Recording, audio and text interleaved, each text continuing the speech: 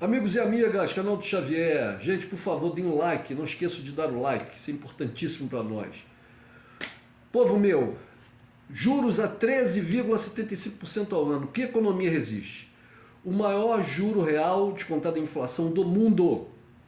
Vou repetir, o maior juro real do mundo. O Brasil tem o maior juro real do mundo. Como uma economia pode se desenvolver, criar empregos, vender mais, as indústrias produzirem mais, ou seja, como que o Brasil pode crescer economicamente com uma taxa de juros nesse patamar? Aí para combater a inflação está a menos de 6%, a inflação teve 10% e caiu. Então não é necessário, nós estamos desde agosto de 22 com essa taxa em 13,75%, desde agosto de 22. O Banco Central é infalível? Nada é infalível. Propagam essa ideia de que o Banco Central é uma coisa infalível. Ele conquistou a autonomia, foi dada a autonomia ao Banco Central em fevereiro de 2021. Autonomia não é independência. Autonomia não é independência. Um Banco Central que não age conforme a política econômica do país, a política econômica que é levada a cabo pelo seu ministro da Economia, pelo seu ministro da Fazenda, pelo seu ministro do Planejamento, ou seja, pelos outros órgãos, né, diretores da economia do Brasil, um Banco Central que está descolado disso não é só independente, é inimigo. O presidente do Banco Central, o Campos Neto, é bolsonarista de carteirinha, fazia parte do grupo de WhatsApp de ministros bolsonaristas até os atentados de 8 de janeiro. Portanto, ele é o alien dentro da espaçonave. Né?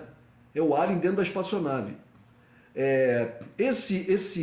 Essas teorias monetárias ortodoxas que esses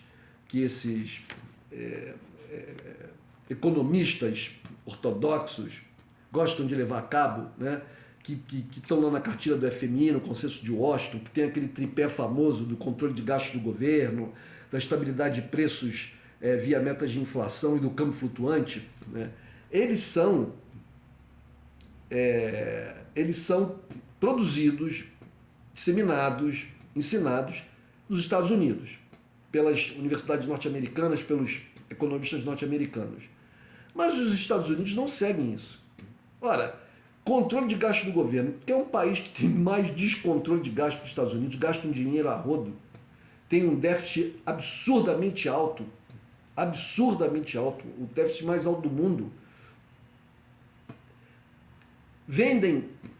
Investem em armas, gastam com armas, com armamento, e gastam fortunas, doando dinheiro e armas para outros países, como no caso da Ucrânia. Né? Então, isso serve para conter o desenvolvimento de outros países. Não é uma política... Gente, nenhuma política econômica, aí nós temos que falar, nem as ortodoxas, nem as heterodoxas, são panaceia universal. Cada caso é um caso. A inflação brasileira do momento não é uma inflação de demanda.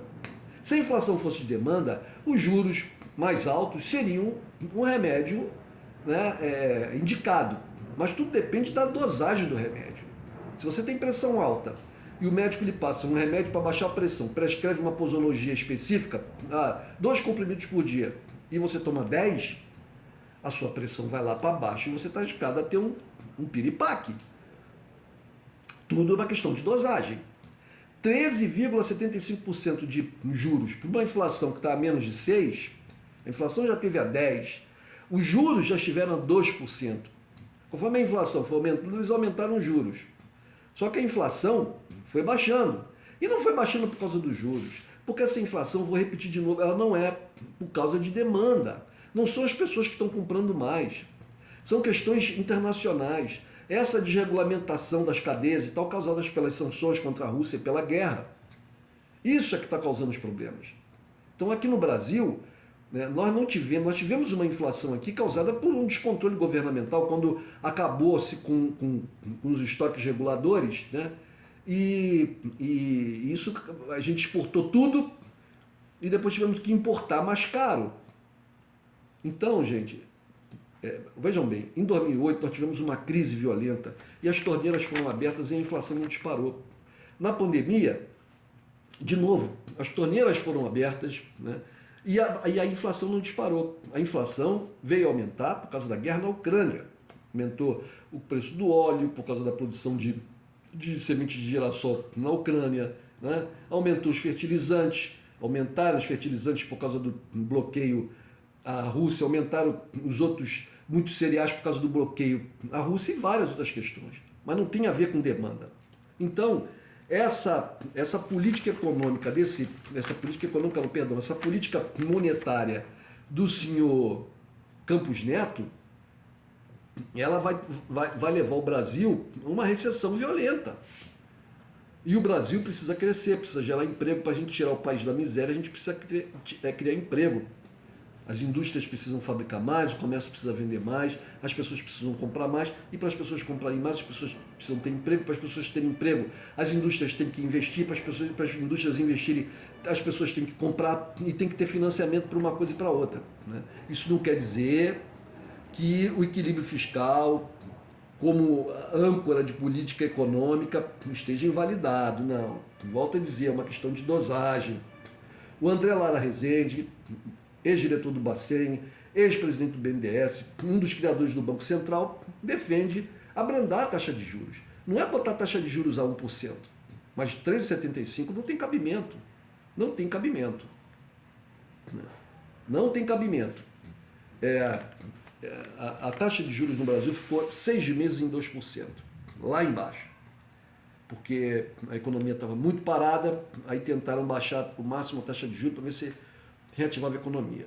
Aí a inflação cresceu, aí, qual é o remédio? Aumenta a taxa de juros, aumentaram a taxa de juros. Foi para 13,75, está desde agosto de 22.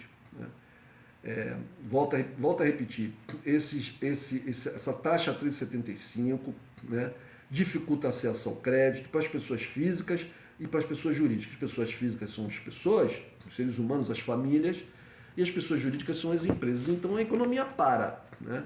A economia para. Então, gente, o Lula está certíssimo, ele tem que fazer essa campanha mesmo, né? As pessoas, porque o Haddad, porque a Simone Tebet, olha, quem é o presidente da República, quem foi eleito pelo povo é o Lula. O Lula ele é o presidente da República, ele pode falar o que ele quiser. Ele pode falar o que ele quiser. Ele tem que prestar contas para o povo. O Haddad e a Tebet tem que prestar contas para ele, e ele presta contas para o povo, né? E ele tem um compromisso com o povo elegeu ele para isso, para retomar a economia, para gerar emprego, né? Para gerar renda para as pessoas, para as famílias, melhorar a qualidade de vida do povo, e para isso a gente precisa ter juros baixos.